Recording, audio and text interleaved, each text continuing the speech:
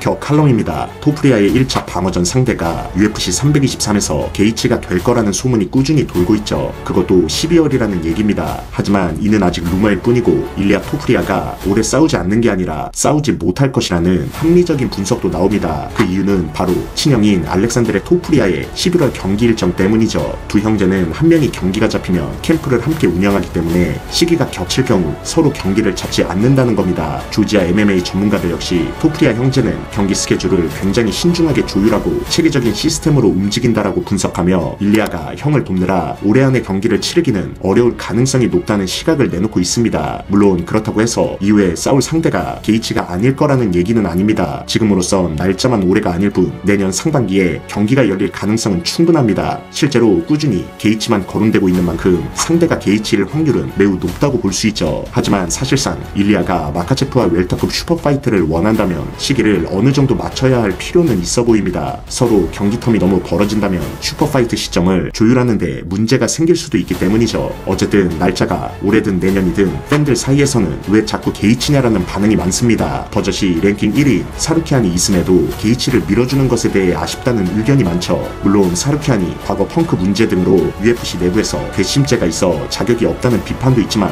냉정히 라이트급 로스터를 봤을 때 사루키안만큼 도전자 자격을 갖춘 선수는 없어 보이는 게 사실입니다. 더군다나 사람들이 토프리아 대 게이츠를 기대하지 않는 가장 큰 이유는 바로 스타일 문제입니다. 토프리아는 UFC 내에서 최고의 복서, 타격의 신으로 불리고 있는 상황이죠. 같이 훈련해본 번지나 마스비달조차 토프리아의 펀치는 웰터에서도 통한다라고 평가할 정도로 경량급 내 순수 타격전에서 토프리아와 비빌 수 있는 선수는 사실상 없습니다. 그렇다면 차라리 수준 높은 오펜스 레슬링을 적극 활용할 수 있는 도전자가 필요할 텐데 게이츠는 레슬링 베이스를 갖고 있긴 하지만 실제로 오펜스 레슬링을 사용하지 않는 스타일이라는 점에서 물음표가 찍히는 거죠. 거기에다 바닥으로 갔을 때 위협적인 주짓수 능력도 없기 때문에 더욱 의문은 커집니다. 하지만 게이츠의 매니저 알리 압델라지즈는 게이츠는 훌륭한 타격가라서 토프리아와도 충분히 좋은 경기를 할 수 있다라고 말하고 있지만 게이츠는 할로웨이전에서도 스피드와 스텝에서 밀렸고 평소에도 맞으면서 싸우는 스타일이라 토프리아에게 한 방을 안 맞고 버틸 가능성은 매우 낮아 보입니다. 파워, 테크닉, 스피드, 내구성 등 여러 면에서 차이가 많이 나고 게이츠에게는 허점이 상당히 많은 상황입니다. 특히 고개 숙이는 습관이 있는 게이츠가 그걸 고치지 못했다면 일리아의 어퍼컷은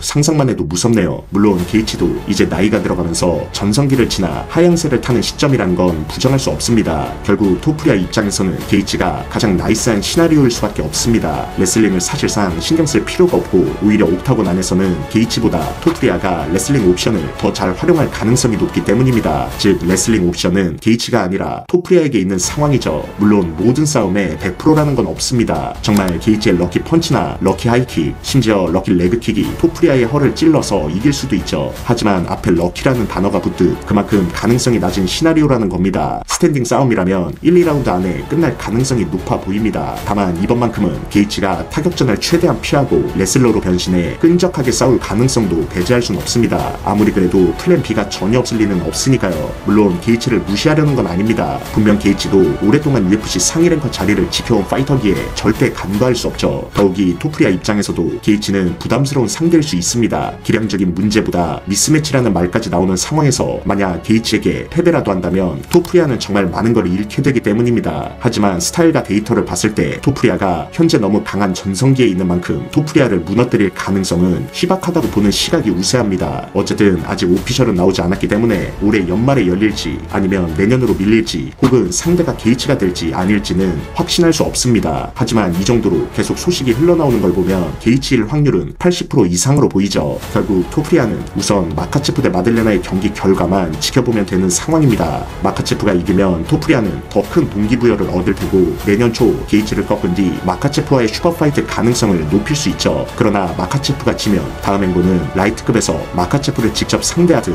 아니면 마카가 웰터에 남으면 당장 붙진 못하겠죠. 토프리아 입장에선 굳이 마델레나와 싸울 이유는 없다고 봅니다. 일리아는 마카체프의 다게스탄 파이터라는 상징과 명성을 뺏기 위해 도전하는 것이라 그게 아니라면 마델레나에게 도전하진 않을 것 같습니다. 따라서 토프리아 입장에서 마카체프가 이기는 그림이 최상의 시나리오라고 볼 수 있습니다. 그렇게 되면 UFC 입장에서도 자연스럽게 빅파이트를 만들 명분이 생기는 구조니까요. 결론적으로 토프리아는 올해가 아니더라도 게이츠전은 거의 100% 수락할 가능성이 높습니다. 일리아는 사루키안을 자격 박탈이라고 평가하고 있고 패디는 그저 어그로만 끄는 느낌이라 가능성이 낮습니다. 현재 라이트급 로스터를 냉정히 보면 사루키안과 패디를 제외하면 게이츠와 맥스밖에 남지 않는 것도 사실이죠. 하지만 토프리아가 패더급에서 너가웃시킨 할로웨이와 바로 다시 붙는 건 흥미도가 떨어집니다. 게다가 맥스는 이제 막 라이트급으로 올라왔기 때문에 UFC도 최소 한 경기 정도는 더 증명하길 원할 가능성이 크죠. 따라서 현실적으로 보면 라이트급 랭킹 5위에 올라있고 상성까지 좋은 게이츠가 가장 적합한 도전자라고 보는 게 합리적입니다. 아직 오피셜은 아니지만 결국 게이츠로 굳어질 가능성이 높다고 보는데 다만 연말 성사는 어려워 보이네요.